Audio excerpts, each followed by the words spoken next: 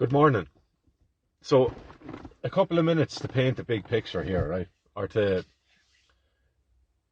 try and show the big picture of what is going on, what could be going on, and what we don't know, right? Because in life, it's always nice to know the things you know and to know that you actually know them.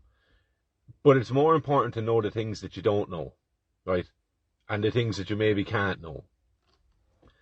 So, while we all have our ideas about what happened with Jeffrey Epstein, the accusations, the convictions that he had himself prior to the latest ones that led or ended up with him being found dead in the cell, right? It's important to recognize that we'll all have speculation and we'll all have ideas around what we think probably happened and what is most likely to have been happening, right? But we also need to recognize that we don't know. I have no idea what happened. I have a fair idea what happened, right? But I don't know. Like, it's guesswork. And somewhat informed guesswork, right? But where's that information coming from and how do you verify it? Much of it you can't, right? So you either take it or you reject it or you entertain it. 3 options.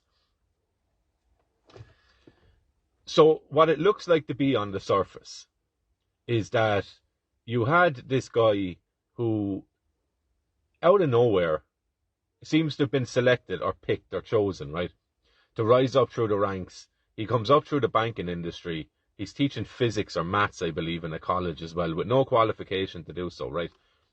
Not that that matters. If someone knows their stuff, leave them off, right? But question mark, number 1, right?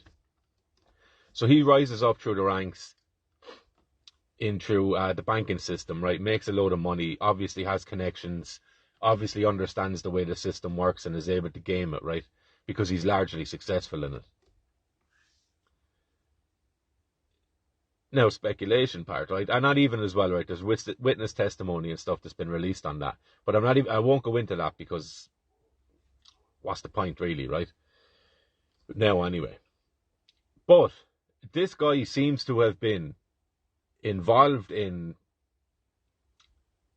Look, it's nailed down that he was actually involved in it because his partner, Ghislaine Maxwell, she was charged and convicted of it, right? Of transportation of minors around the place and people, right? But the customers, the people that were, I won't say benefiting, but the people that were involved in them transactions, their names have been given, some of them in witness testimony, right? But they haven't been rubber stamped and set out for the public consumption yet.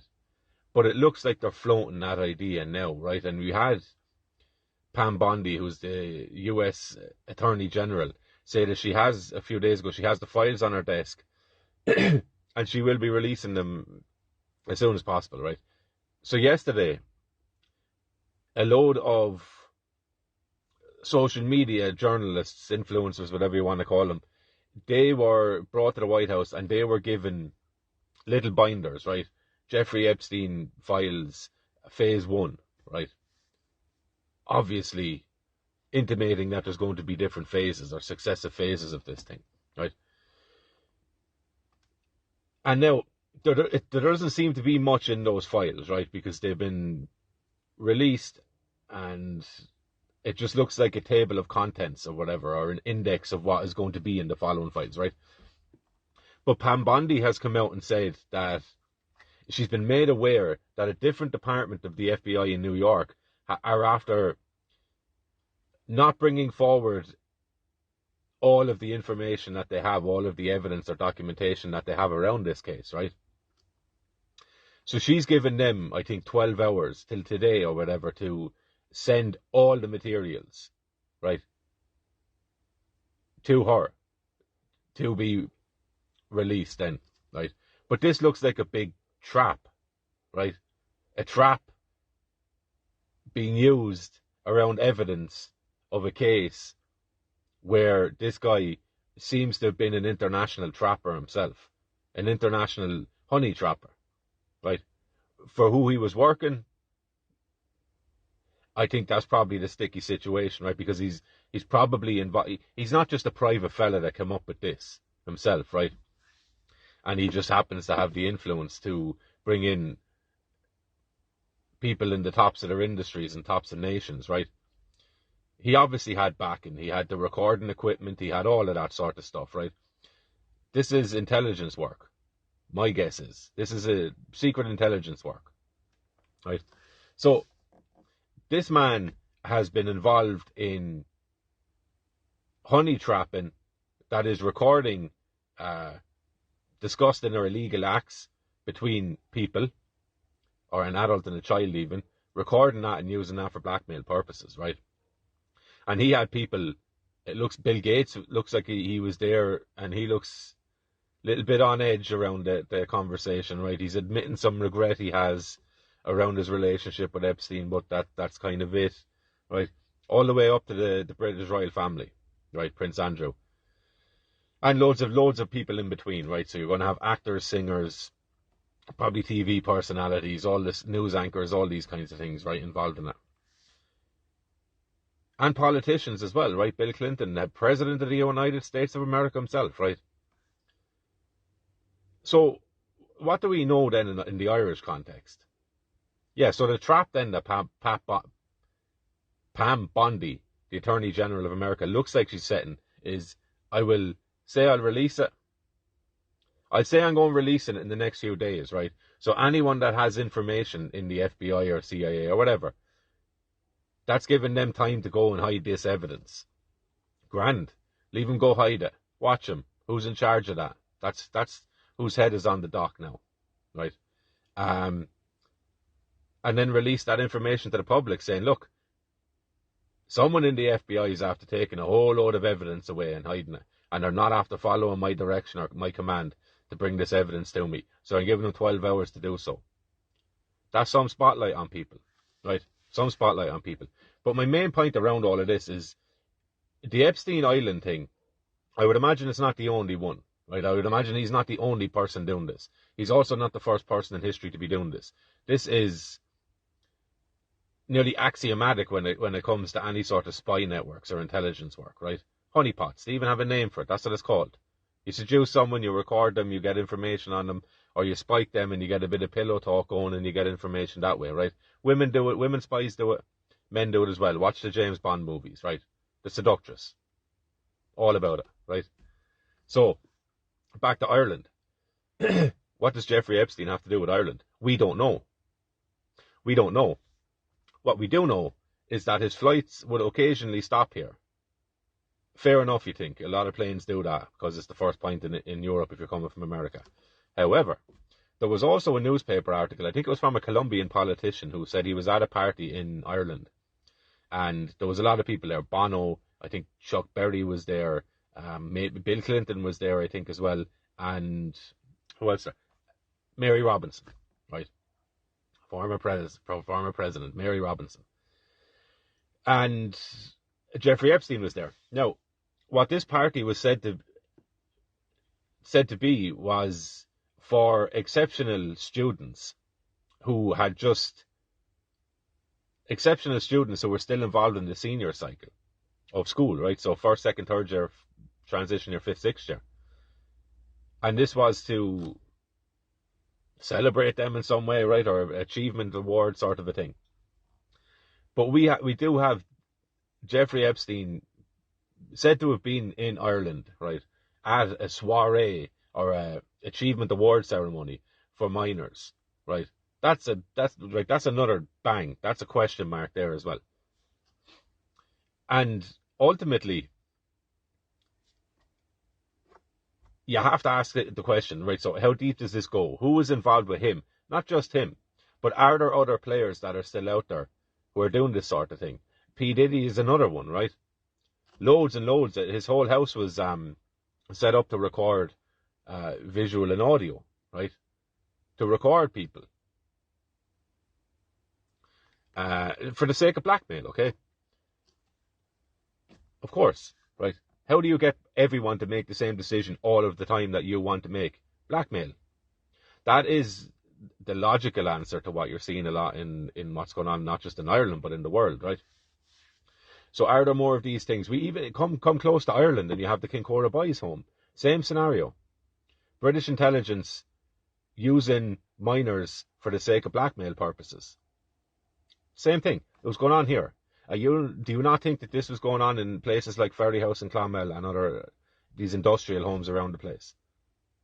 Of course it was. Of course it was. Right? But there's very few things that you can leverage over a guard, right, to get them to hide evidence of this very thing. And Gardaí were doing this.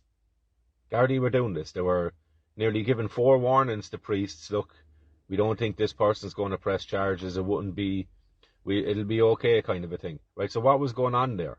Who's involved in that? And what information have we got? We also have John Charles McQuaid, right? So the head of Catholic Ireland for decades and decades, who J. Edgar Hoover commended on his spy networks, his information gathering, right? He took copious notes and had recordings himself. He recorded nearly every interaction he had. He recorded massive amounts of information on people, right? So the leader of the FBI was praiseworthy in John Charles McQuaid's information gathering network in Ireland, right? And John Charles McQuaid was famous for having these big parties and inviting over the who's who of 1940s, 50s Ireland, right? This is what you had. John Charles McQuaid is also, there is an allegation against him that he was a pervert and acted on it, right? So these things are not bizarre. Like, these things are run of the mill, and this is just off the top of my head, right? These things exist in, I would imagine, nearly every nation state. And Ireland, there's 2 prime examples of it. Massive. You don't get any bigger than that, really. You don't get any bigger than that. The head of the Catholic Church was involved in that. On paper, right? Looks very feasible. Kincora Boys Home. Allegations that there was high up English politicians involved in there. And not only that, but interestingly, very relevant people involved in the IRA were into the same thing, right? Look at Gerry Adams. Gerry Adams' brother was a known pervert. And Gerry bottled that up and hid that away, right? That's not a normal reaction to do. If you found out, regardless of the damage you think it might do to your cause, if you found out that your brother was at that, and you've also demonstrated that you have no issue in vanishing people, he'd be gone. Why wasn't he? He was protected, right? So there's 3 instances. As high up as you want, right? As high up as you want. And you can go down the totem pole across all these parties. They're all connected with this stuff in some way. So, here is my main point. What do you think that the people in power will do to avoid total transparency of what they've been involved in, what the intelligence networks have over these people, what the Gardaí should have prosecuted people over, but retain the information, of course, probably for their own blackmail purposes, right? Because these are dirty, dirty waters where everyone feeds off each other, right? So what do you think these people will do? Exactly what you're seeing going on in this country. Build as big a human barrier as you possibly can between the native Irish, fill in the blank there for any other country, and those who have been feeding off of the people. Build as big a human wall or any kind of wall as you can. Because when people find out the truth of all these things and how these things have been hidden in Ireland for a century, covered up, don't care. And we wheel it out every now and again if we want to score some political points, right? But this is what you're looking at. International conspiracy. And a conspiracy is just 2 or more people getting together to plan something nefarious or something illegal. It's crime, essentially. Nearly all conspiracy, or nearly all crime, is conspiracy. Bar heat of the moment stuff, right? 2 people plotting to do something wrong. That's what conspiracy is. It's everywhere. People get charged in court and locked up for it every day, right? There's nothing weird about it. Nothing weird about it. And people seem to have conflated conspiracy with speculation, right? So here's what the mainstream media tell us. This is what happened. If I read that and go, well, that doesn't make sense there. What about if this was why that happened? Or what if this was his motivation instead of that? Conspiracy. No, speculation. Speculation. Right? It might very well be a conspiracy, but what I'm doing is not a conspiracy. It's speculating. Having a different perspective on information that is given instead of swallowing it all in totality and agreeing that the way someone else has interpreted this information is the only way I should interpret it. That's nonsense, right? That's nonsense. That's what we do to indoctrinate children. Just do as I say. I'm telling you, right? We all heard it. We all know it. That's indoctrination. Do as I say. And we still buy into that nonsense when we grow up, right? So I would imagine that most people who subscribe to that view, that whatever doctors, news, media, whatever all these higher-ups release, and their interpretation of the information that they have, whatever their interpretation is, I would imagine that people that swallow that wholesale are badly, badly abused children. They probably don't even realize that, but they're badly, badly abused children because they've never been encouraged to think for themselves, right? And given what's going on at the moment, absolutely thinking for yourself is critical. There are no heroes here, right? There are no heroes. Sit back and watch. When something happens or is released, don't whine about it and say, oh, well, just throw it all out there now. Sit back and watch. Give something a day. Judge what happens then. Sit back and watch, right? Because you're watching a chess game between people who have been engaged more than likely in the worst sorts of human activity and crime, and people who are trying to get rid of them.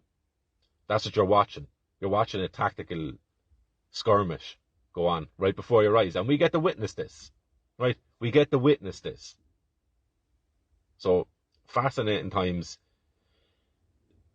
Restrain the knee-jerk reaction to things and the emotional overload of wanting everything now and, look, it's all big, it's all a plan, it's all a psyop, right? Sit back, give it a day, go back and judge it again, right? Because more than likely it's the situation's after changing and moving again by the time that day is up, right? But, long story short, or to sum up, these sorts of networks and this sort of carry on, which we have abundance of evidence for. This shouldn't be shocking to you. And if it is shocking to you, then you haven't been paying attention. Really. You really haven't, right? These networks and that sort of carry on would 100% not justify, but it would go a long way towards explaining the carry on of politicians across Western nations. Heavily, heavily compromised criminal people who know that their lives are on the line if they back down or if information is released on them as to what they've really been up to. Thoughts?